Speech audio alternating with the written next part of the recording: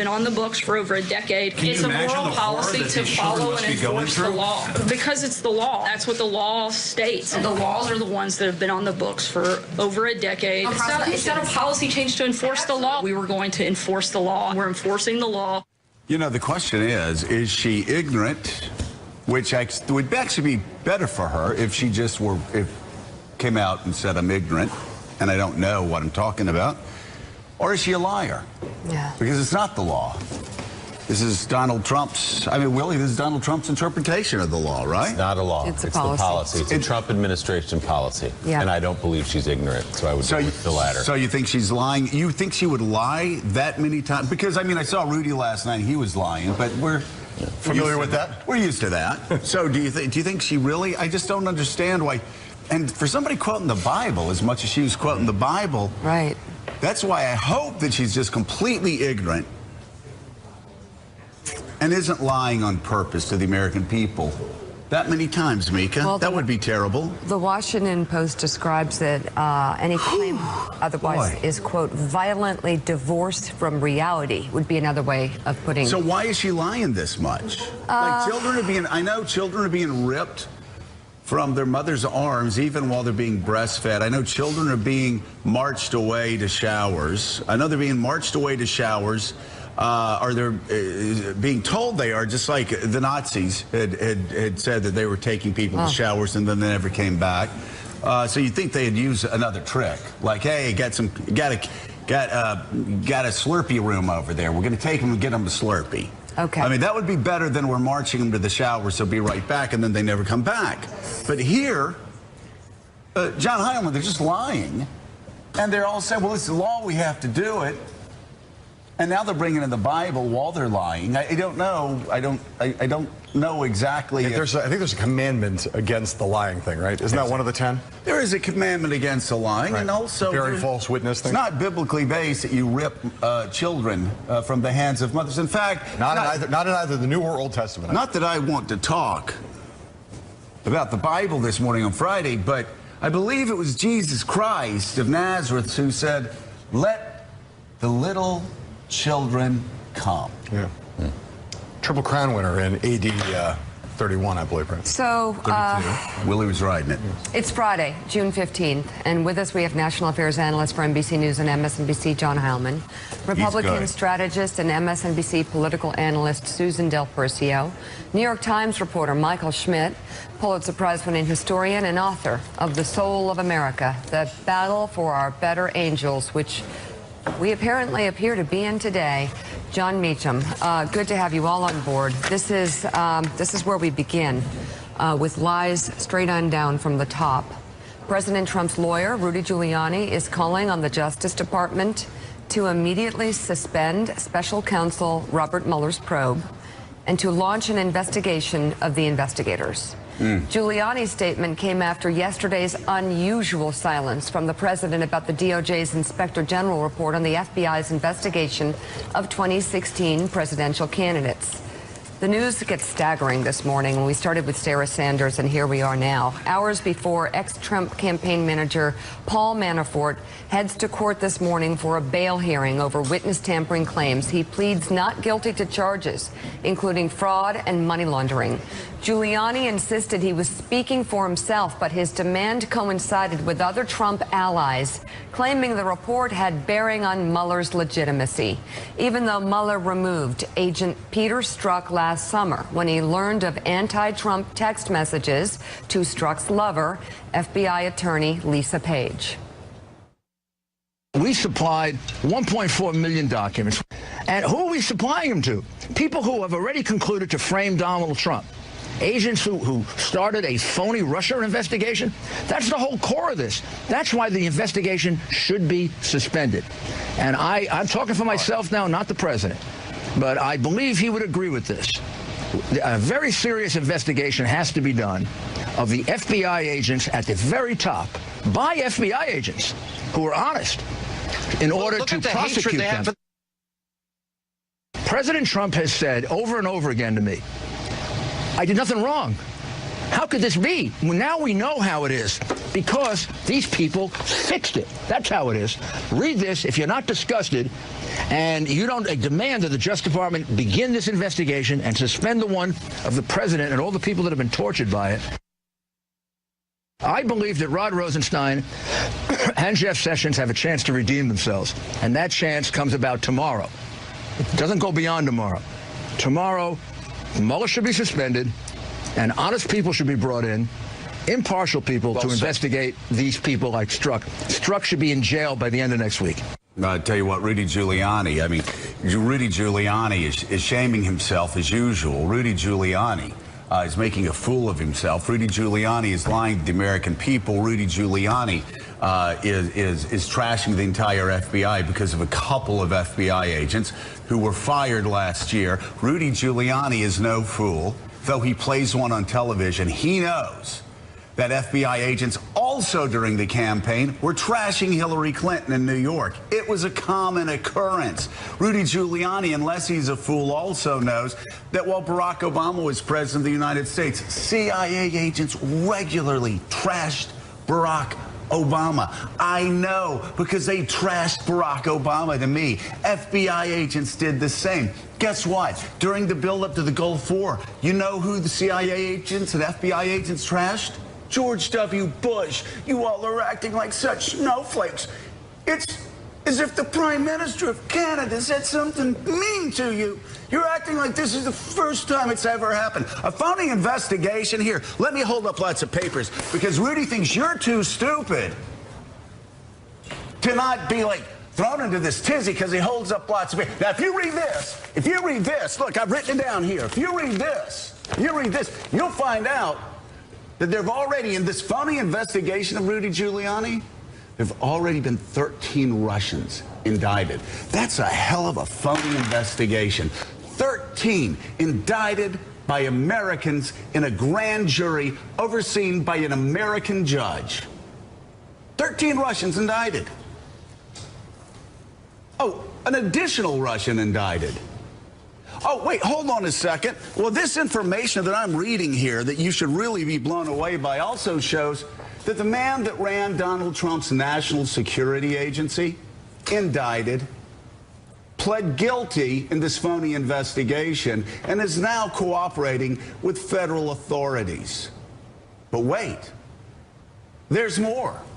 The man that Donald Trump said was running his national security team, head of foreign policy, George Papadopoulos, he told the Washington Post, indicted, pled guilty, and is now cooperating with feds. Boy, that's some phony investigation. But wait, there's more. One of Donald Trump's top campaign managers during the 2016 campaign has pled guilty, as now cooperating with authorities.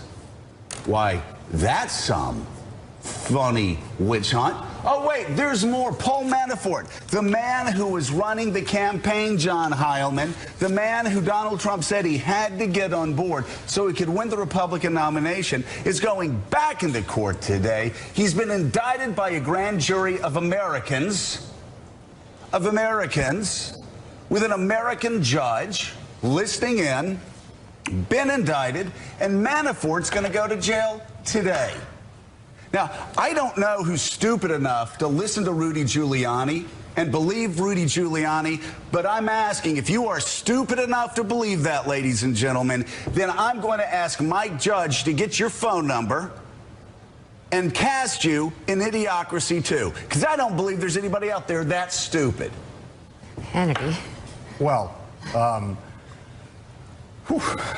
unfortunately, it seems that they're, whether you call them stupid or not, this campaign... You'd have to be stupid with 20 indictments by Americans. Dude, I'm with by American grand juries. You have to be stupid.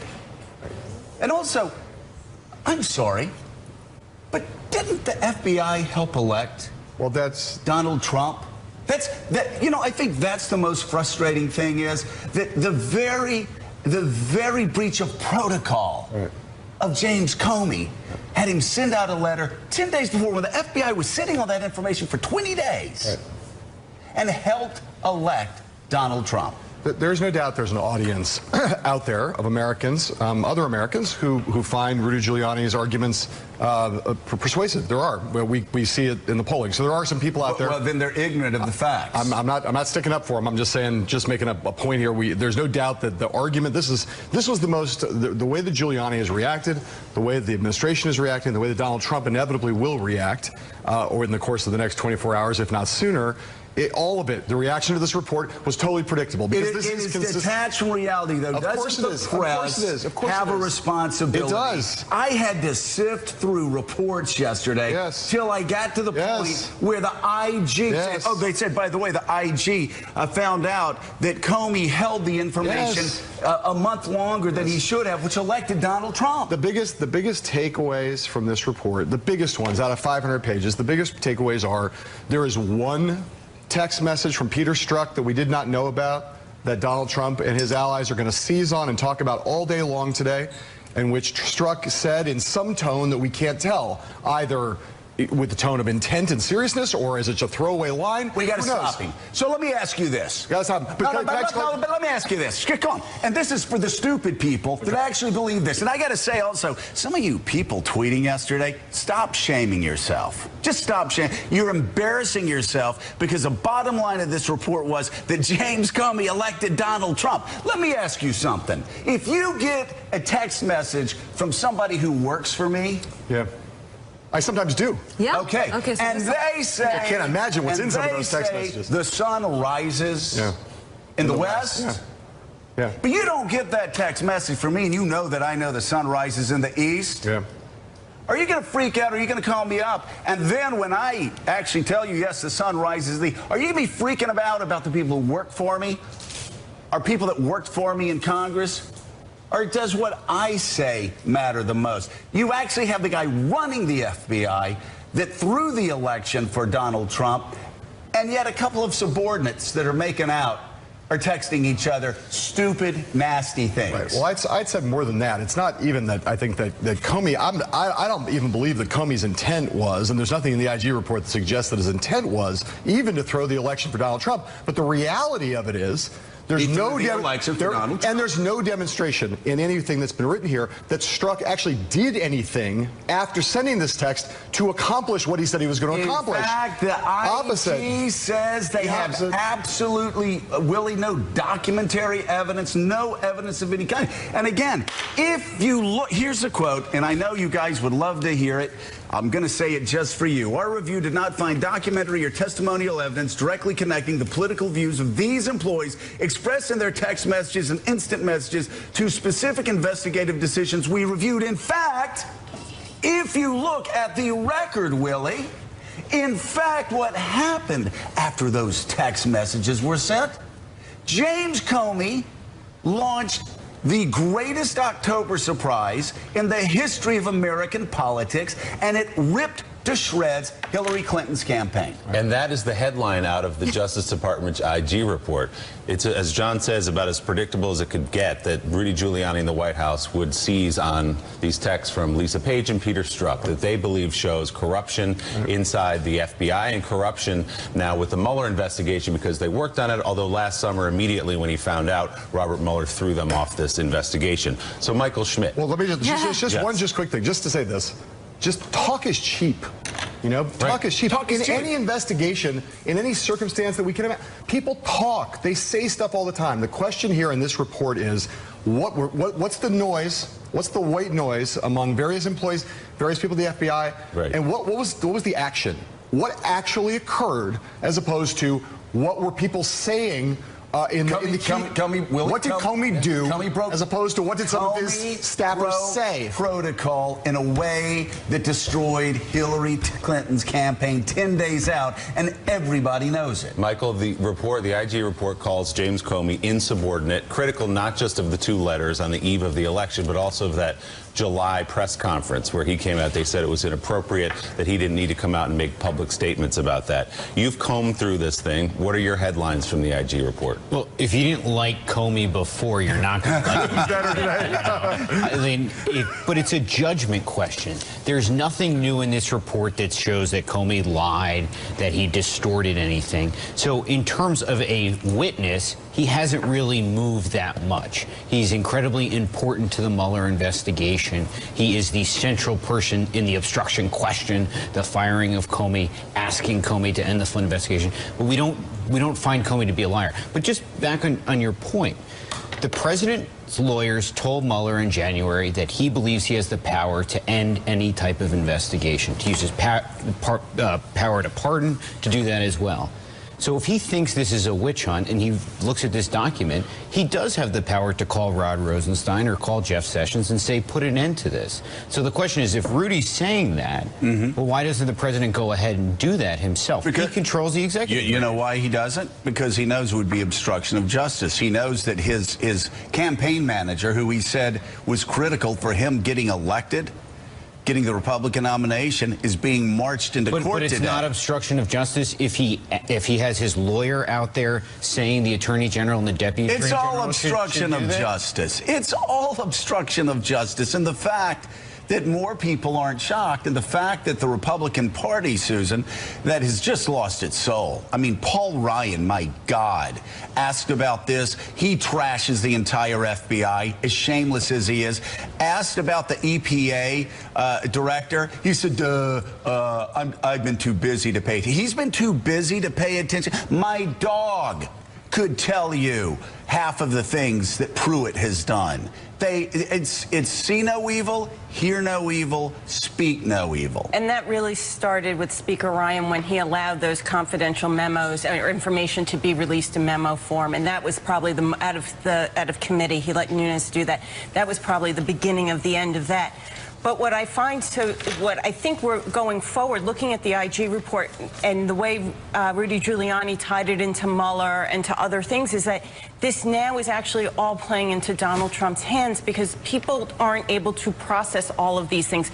We also had the Attorney General of New York come out with an indictment against Donald Trump's charity and his how many, by the way, it's hard to count, how many criminal charges could the IRS bring against Donald Trump because of those findings? Oh, well, that yesterday? and it should be noted that this wasn't criminal. This is on the civil side, and there are tons of issues on the taxes, which, because he used some of those foundation expenses to cover businesses, I wonder if that really opens up an avenue to explore his tax returns. And if the New York AG starts going into his business tax returns, that's going to be a whole different situation for Trump and how it plays into the Mueller investigation on top of it. Watching Paul Ryan, who ran as Mitt Romney's vice presidential running mate, hard to remember, served as Speaker of the House, seemed to be a leader and a good man.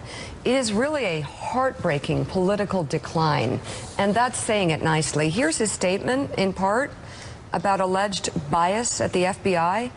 I know that the FBI is home to many dedicated public servants, and Director Chris Wray now has an enormous responsibility to earn back the public's trust in this institution. Well, Willie, I think Paul Ryan needs to understand the public does trust the FBI. Yeah. It's just the President of the United States that doesn't trust the FBI. No, and Paul his Ryan knows sycophants that. and lackeys on Capitol Hill who are trashing the FBI every day.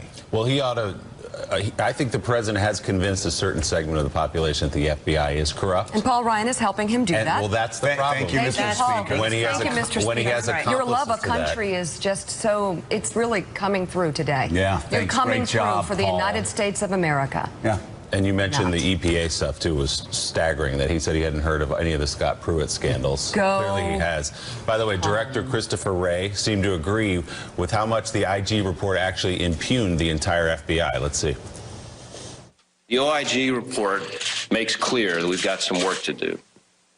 But let's also be clear on the scope of this report. It's focused on a specific set of events back in 2016 and a small number of FBI employees connected to those events. Nothing in this report impugns the integrity of our workforce as a whole or the FBI as an institution. Christopher Wray's out there basically standing alone. I said he agreed. He disagreed with what Paul Ryan said. He's trying to take up for the FBI. He's Donald Trump's appointee, right? Well, Christopher Wray? Yeah. Trump appointed him. I am right about that, right? Donald Trump appointed him, by the way. You know, because Donald Trump talks about this Democratic witch hunt against him. I just, you know, hold on. Let me go through the Democrats. Christopher Wray, no, he's a Republican. Donald Trump appointed. The Attorney General, though, no, wait. Jeff Sessions, he appointed. But no, he's a Republican, too. Rod Rosenstein's a Republican, too. They're all Republicans. Jim Comey? Yeah, another Republican. Yeah. John Meacham. How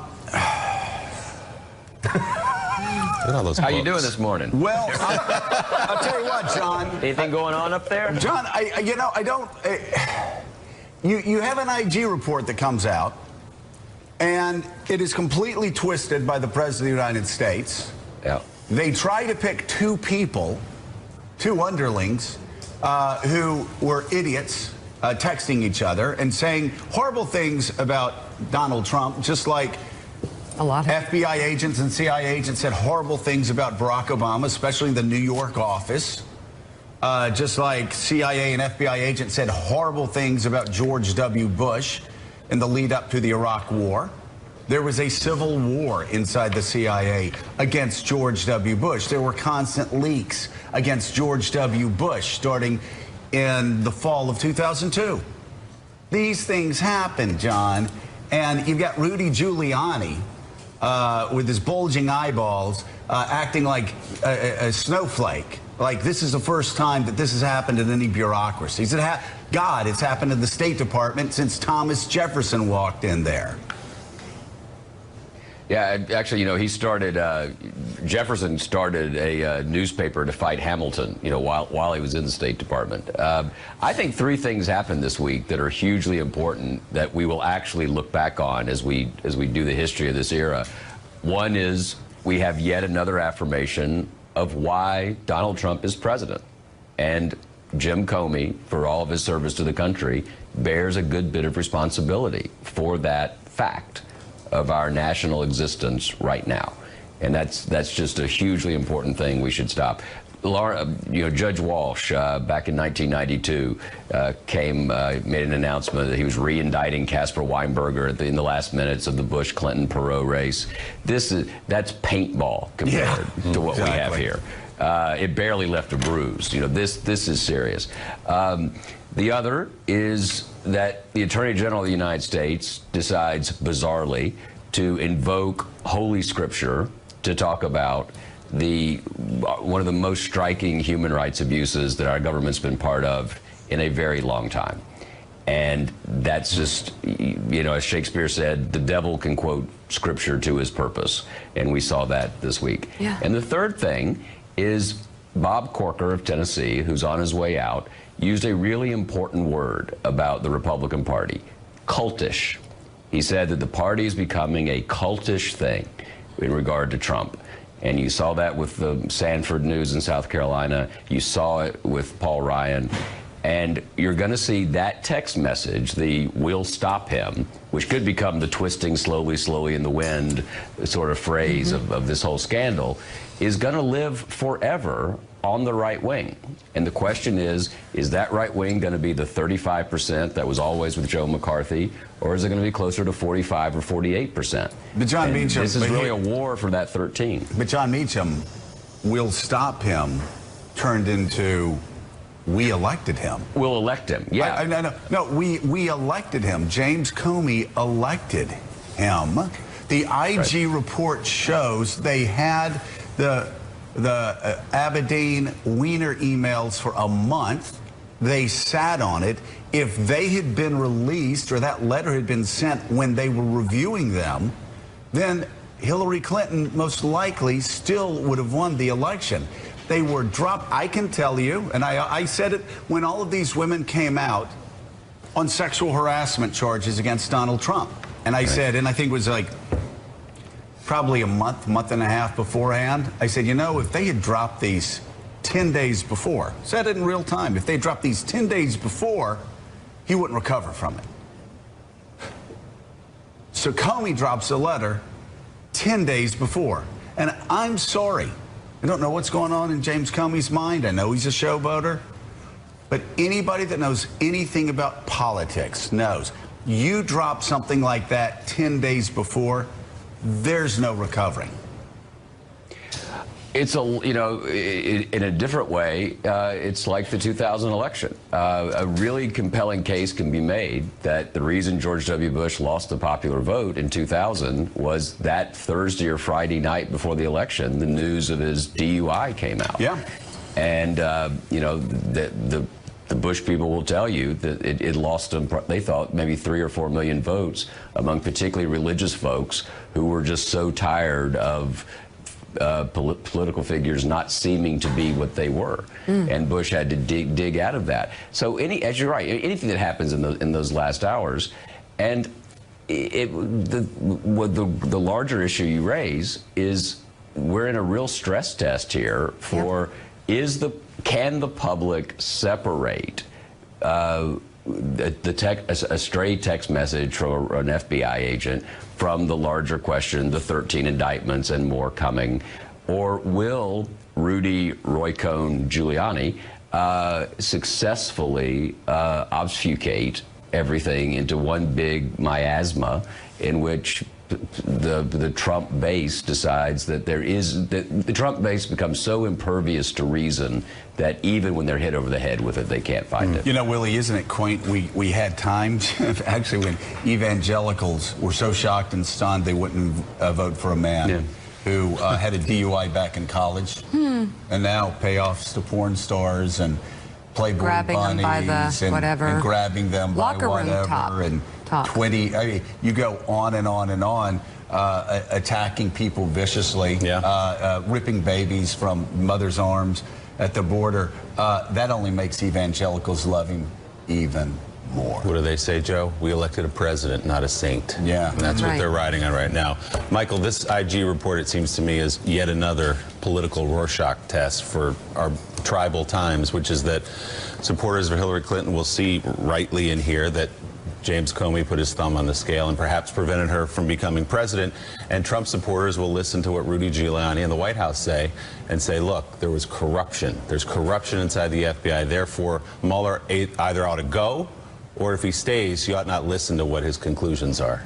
On either side, if you want to understand this report and you want to understand what happened before the election, you have to look at the incredible nuance of this, the complexities of individuals sending politically tinged text messages, but also not executing things in an investigation that are to that end. And that is a very difficult thing for people to get their heads around. And especially in these times with both sides hitting it, I don't think anyone is going to look at it with clear eyes. Right. And until that happens, no one will be satisfied with the 2016 election, especially the left.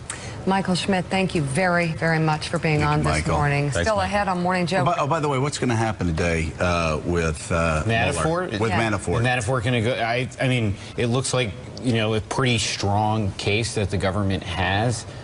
I think more importantly than that, it shows how aggressive Mueller's guys are being, and it just makes you wonder what else they're doing. If they're willing to be this aggressive with Manafort on this type of issue and throw him in jail, what else is going on? What about in the Southern District of New York? A lot of talk that the president's former lawyer is going to start cooperating with the feds. I think that Michael Cohen has an enormous amount of pressure under him, and as someone who I spoke to who deals with all this craziness said, the guys who talk the toughest at the beginning are often the first ones to go, and Michael talked pretty tough at the beginning. So. Whoa. Still ahead on Morning Joe, we're going to circle back to where we started. The White House pretending it is not responsible for its own policy of separating immigrant children from their families. Plus, the latest plans for a new tent city to house some of those children. And up next, Paul Ryan apparently hasn't read the newspaper for the past few months. Frankly, I haven't paid that close attention to it. I would refer you to the authorizing committee that oversees the EPA. I'm glad with the kind of regulatory position they've taken, but I don't know enough about what Pruitt has or has not done to give you a good comment. You can't triple stamp a double stamp. You can't triple stamp a double stamp, Lloyd. You can't triple stamp a double stamp. Attorney General Jeff Sessions is defending the Trump administration's zero-tolerance immigration policy. In a speech to law enforcement officers in Indiana yesterday, Sessions justified the administration's policy of separating children from their parents at the border and cited the Bible in his remarks. Having children does not give you immunity from arrest and prosecution. Bringing children with you doesn't guarantee you won't get prosecuted. And I would cite you to the Apostle Paul and his clear and wise command in Romans 13 to obey the laws of the government because God has ordained the government for his purposes. I can say that it is very biblical to enforce the law. That is actually repeated a number of times throughout the Bible. However, this hold on, Jim, if you'll let me finish. Again, I'm not going to comment on the attorney's specific comments that I haven't seen. It's in the Bible to That's not what I said, and I know it's hard for you to understand. Even short sentences, I guess, and please don't take my words out of context, but the separation of illegal alien families is the product of the same legal loopholes that Democrats refuse to close, and these laws are the same that have been on the books for over a decade, and the president is simply enforcing them. So let's see. So the game plan at the White House we saw there is 1, you lie about what the law is and what the law isn't. 2, when questioned about your lies and the misquoting of the Bible, you insult a reporter, and then you quote the Bible again. You know, it's interesting, John Meacham, you're of course the biblical scholar here. While we're talking about children, if they want to, there's so many Bible verses that completely contradict the actions of Donald Trump and his administration. Evangelicals know it if they've actually read the Bible lately, but you know, you could go to Luke 17, where Jesus says it would be better for millstones to be hung around their necks and they'd be thrown to the bottom of the sea if anyone were to cause a little child to stumble. I mean, there are literally, the sermon writes itself. And you could even be out in time to have 14 stanzas of Just As I Am and get to Morrison's Cafeteria by 12:05. Nothing better than Morrison's, man. Love Morrison's. The cube jelly, nothing like it. Jello. And the other, all right, here's just another one from the Psalms. Put not thy trust in princes. Full stop. This is a totally elective problem the Attorney General has created here. Why is the Apostle Paul being invoked here at all? I just don't understand it. And I believe firmly, as you know, and you do, that you can't separate religion from politics. But this is just at a moment when we are just as divided as we are, and we aren't. And the administration seems to have such a hard time with the fundamental issue of accuracy and truth. I would just stay as far away from the Bible as possible. Yeah, just stay away from it. Don't throw Jesus under the bus on your immigration policy or a refugee policy that is anti-American. The refugee policy is anti-American. Again, I believe in strong borders. I want to be tough and stop illegal immigration. But like a lot of other people, that have that position, I don't want little children ripped from their parents' arms. I don't want them marched off to, quote, showers. I don't, you know, also on our refugee policy, again, if they're quoting the Bible, I mean, and I'm sorry, but as you'd say in court, the Attorney General opened the door, so let us walk through that door that he opened.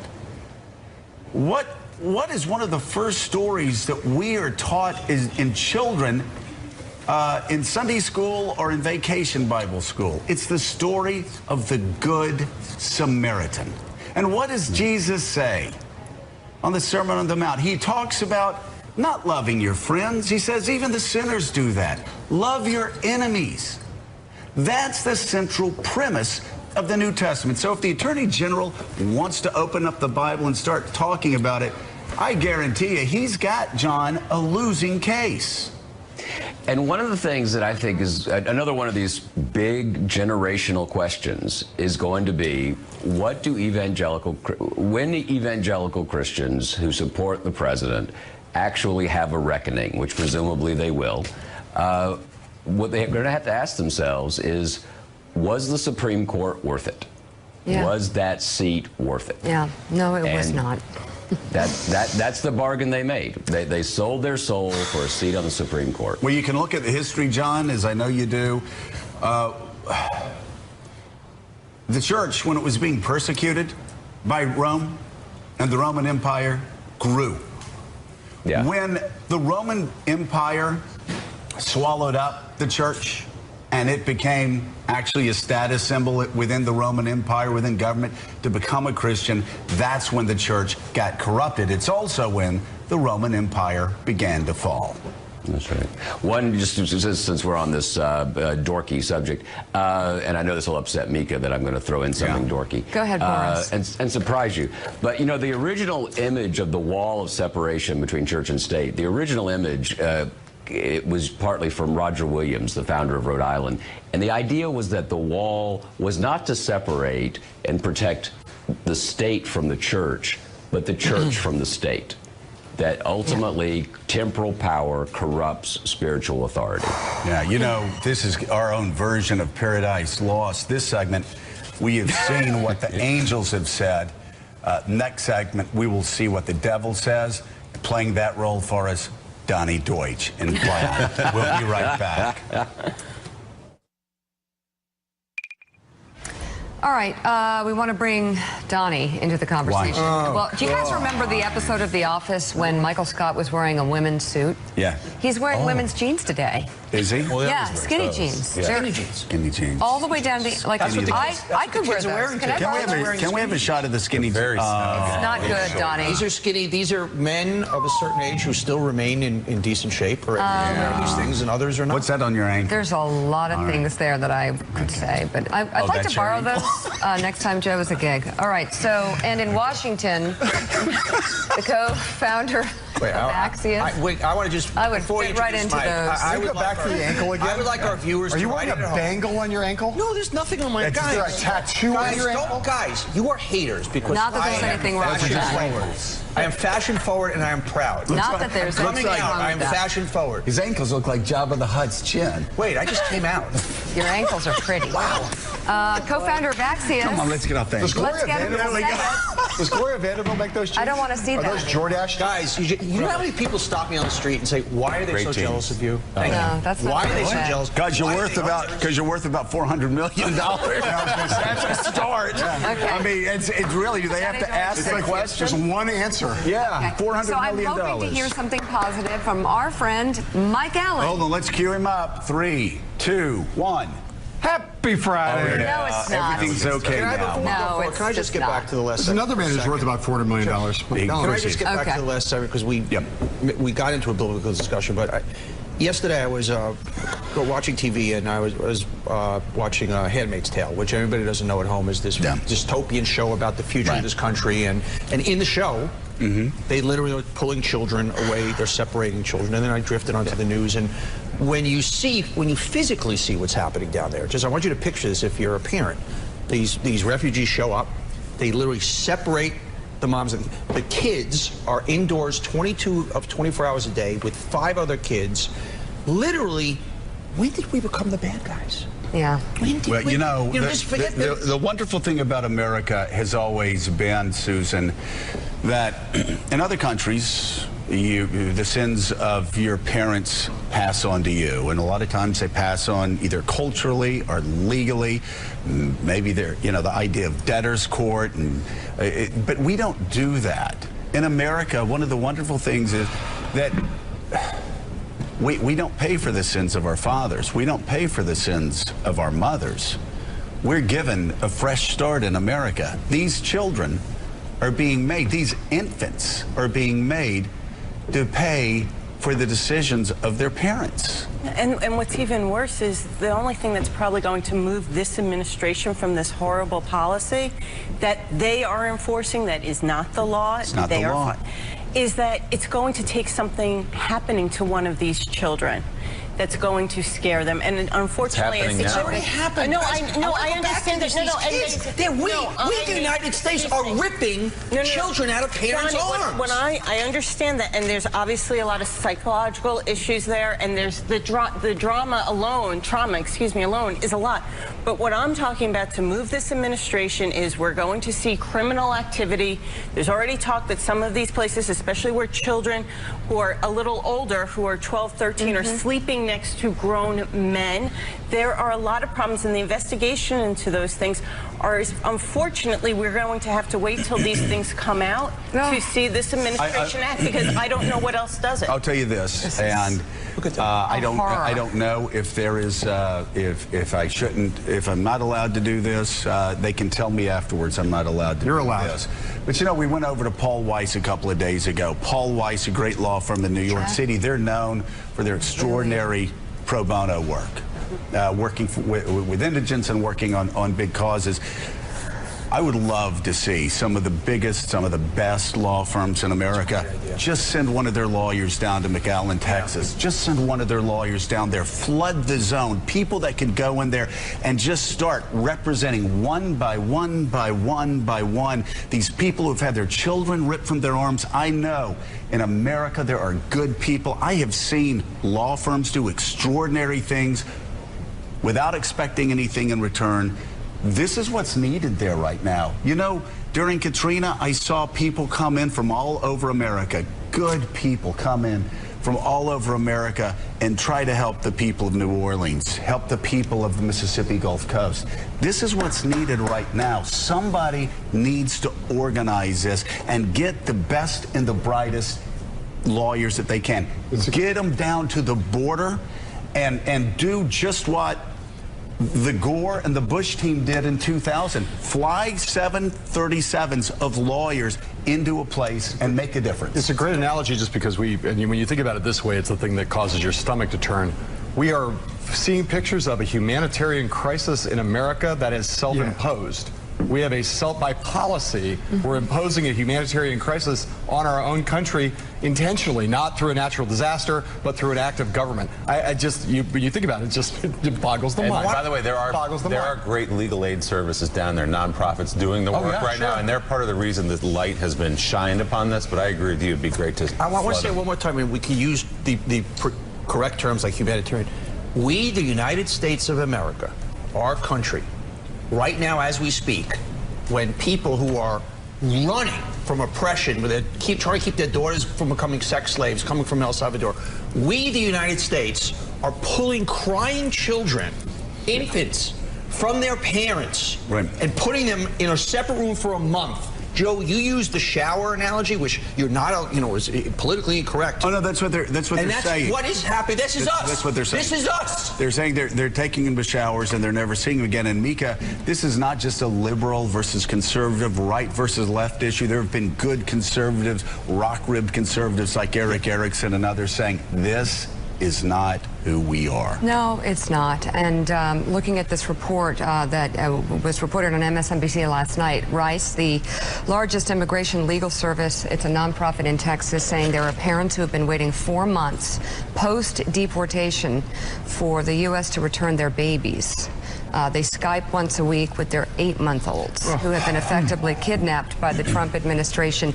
And just kind of look at what happened just yesterday with the Attorney General quoting the Bible on this. You have the White House press secretary lying, calling it a law, saying it's biblical, and not admitting that this is a policy owned by the Trump administration, doing that multiple times. And I'm sorry, this is worth saying. This is more than tone deaf, because not only is this a story about who we are and redefining who we are in the worst way, this is a story about women and their vital role as mothers. And when you have babies being taken away from their mothers, you have to ask why the counselor to the president, who was brought in to help the president perhaps create good policies surrounding women, parental leave, domestic policies that are important to women in this country, you have to ask why Ivanka Trump is so tone deaf to post a picture about her special day yesterday with her daughter. Again, just missing the mark every step of the way, because this is about who we are as a nation. It's also about women and their vital role as mothers. And we're losing every step here. We're losing a sense of who we are. And it's wrong. And we need people in there with stronger voices. We're going to get to Mike Allen in a moment. Also coming up, after his one-on-one with Kim Jong-un, one of our next guests says this president is pressing ahead with the summit that he really wants with Vladimir Putin. Morning Joe is coming right back.